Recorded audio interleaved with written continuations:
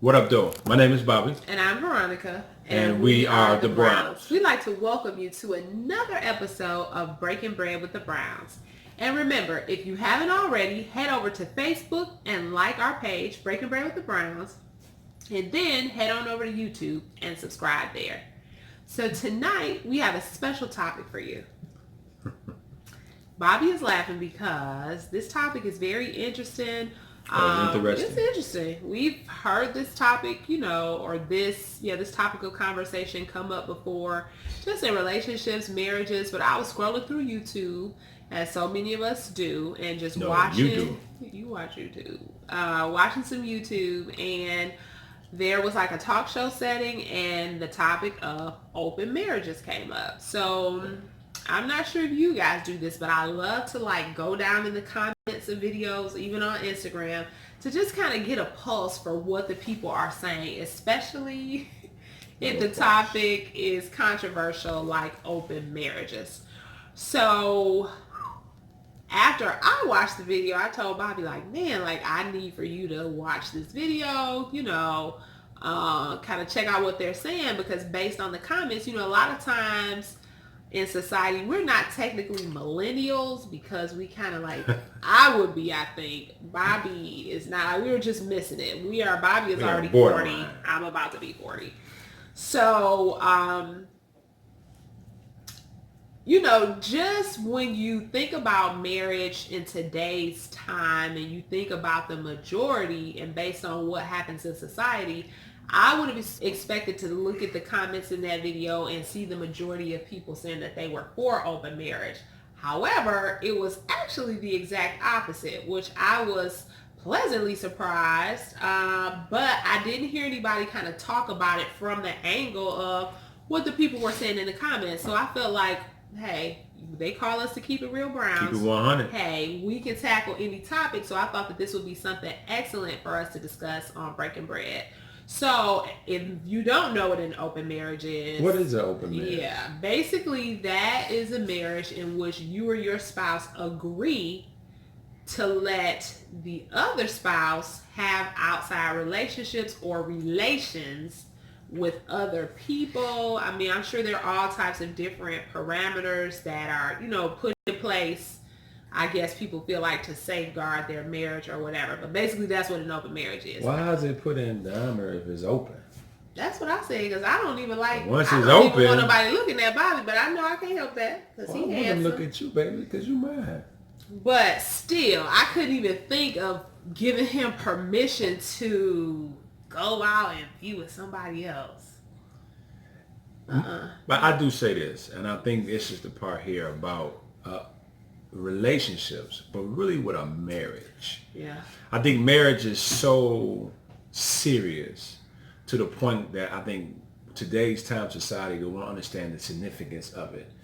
And when you deal with something that say open, that takes us to a whole nother level. So wait, before Bobby even gets started, I told you guys before, he is the king of analogies. I love to give him a topic like this, because I know it's not even going to be 5 minutes. He's going to have 10 different ways to give somebody a real life example. So go ahead about open marriage, because I'm just by the book, bam, but Bobby can break it down. Well, it's just you got to think about it. What is open? When I think it's something open, it's a perfect way is this. If I go to a grocery store, okay, and you go to the grocery store, you don't want to purchase anything that's open. Because what's the thing they've been going on right now the last couple of months? The ice cream. People have been licking, opening stuff with the word. What they're doing, they're contaminating it. True. They're putting germs in it. It's not fresh. When you open something and it ain't the same. Because what you're doing, you're mixing some things inside what should be sealed. I'm going to give you a perfect example right now. So, I'm Vanna again today. Are you going to be Vanna? What be my vanity today? So, I love pickles. Yes. You know what I'm saying? So, you eat pickles with your sandwiches or hot dogs, whatever you do. But one thing about a pickle bottle, a jar, is the seal. When it's sealed, it don't have... Or any jar. It don't have a bubble. So, ain't nothing there. It's flat. It's sealed closed. All right? So no contaminants, it's fresh. Nothing. Because think about life is once something opens up, the freshness is gone. It's like when you open up a pop. When y'all country folks say soda, we say pop. Once you hear that fizz, because it lets you know that it's fresh. All right? Just like when I'm about to open up this jar. Woo! Did you hear that right there? That lets you know that it's fresh. And now I have that bubble. You hear that? Now, the key thing about open, if I buy this and I come home and I open it up and I'm sitting before, I don't hear that pop. That means somebody been in this jar. I don't even go eat that. You don't want it. You don't want that. So I say that in this way to people. An open relationship in your marriage, it's going to be contaminated. Because just like, and it's not being vulgar and being nasty, but guess what? Somebody gonna put their fingers all up in your jar, and then you go eat what they put their fingers in. But that not jar. only that, once it's like you've opened it, right? It's open. Even when you open up a pop or a soda or whatever, right? When you open it for the first time, the shelf life, we'll say that since we're talking about pickles, it's starting to be reduced, right? So now the clock is ticking on the shelf life. That's how you really need to think of it. It's only gonna last for so long because now it's been open to the outside elements, mold can grow, it's contaminated. Like, you don't want that. So when you put that into perspective, of a marriage, once you open your marriage, like when you really think about that, you're giving your spouse permission to go and have relations with another person. You just opened up your marriage, right, to contaminants, sin, of course, but you're putting your whole life at jeopardy now, not only for STDs, HIV, but the emotional and spiritual. Because what happens is this right here, that sound, that freshness is only meant for us. Right. It's not meant for nobody. So if you got to look at it like this, when we first got married, the first teaching or first book I read, it broke down our relationship between a husband and wife and with God. It was a form of a triangle. And the shape of the triangle gave you as the front is your spiritual life, which is God himself. At the peak. The peak at the top. And then each side was husband and wife. The corners. And the corners. And in that, it is a foundation that y'all connect. Nothing can penetrate that shape. It's nothing meant to come in to destroy, because what God put together, no man could put us under. So it's very important that you come together as one.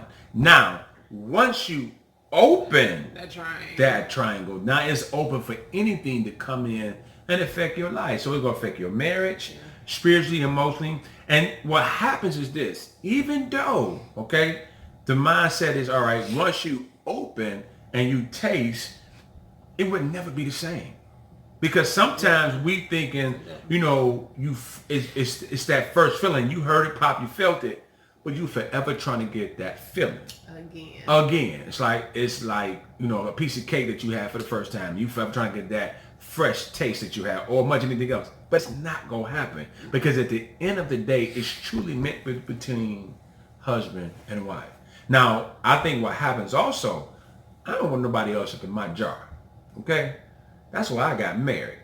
The reality is, if you wait till you marry, that's the blessing of it, because you got a husband and wife coming together as one. Virginity should, I'm going to have to teach this to these girls, and even my own daughter. Virginity should be just like this jar. It should be fresh. The grace and mercy part of it, that a lot of people, we don't wait till we marry. And our jars have been contaminated, man and woman. It's that grace and mercy reseals that jar. But when I open it, I never forget when we were teenagers back in the 90s. Just let you know how old we are. I never got seen a movie called Toi. I didn't never watch that. And in the movie Toi, they have a whole bunch of versions over the years. But that's the first time I remember in a movie in the 90s that you seen the people having threesomes and stuff of that nature, that craziness. And what's real about it is the husband pulled that into the marriage with the wife. The wife didn't want it. He opened it up. The wife didn't want to do it. But she did it to please him. And once that happened, it destroyed their marriage. And he got pushed right on out. Yeah. And what happened was somebody else got in his jar. Once it's contaminated, you don't know what its effect is going to do to your marriage or to that person. I got a saying, don't feed that what? Monkey. See, when you feed that monkey, it's going to grow. And you don't know what's going to happen once something be contaminated. And I think the scary part of that, now you got children involved. Right. So it's going to bring different kind of confusion. I mean, it's so... And that's just in the natural. We haven't even like talked about just like the spiritual and the emotional piece of letting someone else in your marriage. We kind of talked before in the past about if a spouse steps out and they cheat, just like what you have to do to try to restore your marriage to kind of get over that. If you do not, if you don't think that you're ready, then you probably just don't even need to get married if you feel like you need to have an open marriage, because there's really no such thing, honestly, as an open marriage. You know what I'm saying? Marriage is between a man and a woman, and that's it. Like inviting other parties in, you are only, and I know a lot of people say, well, if that's what works for you or whatever works for you, it never ends well. No, it doesn't. It just never ends well. And if you are looking to have a marriage, you know, that exemplifies what a marriage should be, then opening that up to the outside elements. Somebody put something on, I love Instagram too, I love memes. But somebody had a meme one time, and I told this to Bobby, and I used this with the girls at church before, and it was of a purse, right? So for ladies, your purse, that's valuable because that's where your money's at. You keep your credit cards in there. You keep your ID in there. You keep your phone. Anything that's of value to you. Well, not anything, but you know, you have valuable things in your purse. So you don't just leave your purse laying around. Some people won't even put their purse on the ground because they feel like that's like bad luck. But anything, you know, you have things that are valuable to you. And when things have value, you don't just leave them open or just laid out anywhere, right? You keep your purse protected. You keep it closed. You keep it close by you. That's how you need to guard and protect your marriage. Yeah. Your marriage is like a sanctuary, right? You're going to bring life into your marriage, right? You're going to bear children, hopefully, and you want to make sure that that sanctuary is pure, that you guys are on one accord, and you're setting the tone in your marriage so that just the overall environment, not only for you and your spouse, but you and your children, it's the right tone. And it's a tone, and it's an environment that promotes growth, that it promotes love and security. So when you don't have to have an open marriage. Marriage takes work, right? It's hard. You don't think Bobby sees women that he's attracted to? You don't see women I'm attracted to. For real. So by her going there, this is the reality why openness happened, period. You're not satisfied with what you got. Ain't no better way to say it. That's true. Let's keep this real. We've been married for 17 years. 17 years. And understand, I don't care what you eat every day. Eventually stuff get old. Not old in a negative way, but we say spice it up. Let's season it. Well, how you spice stuff up is what you're doing. You change certain things, or you be more thoughtful, or you put more, loving base to it. But when you don't just get open to add a whole nother package to it, what you're doing is you got to learn how to be open to each other. So that's why you got to be open and honest. I let Veronica.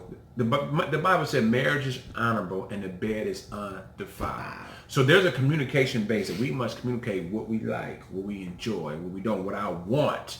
You know, it's like food. We have Taco Tuesday. We have fish on Friday. I don't want fish every Friday. I don't want fish every day. But whatever you desire is what you cook. That's why you got to communicate. You got to communicate. But then in that scripture, it says, but whoremongers and adulterers will be judged. He'll judge himself. Because there's a certain standard level that you must have.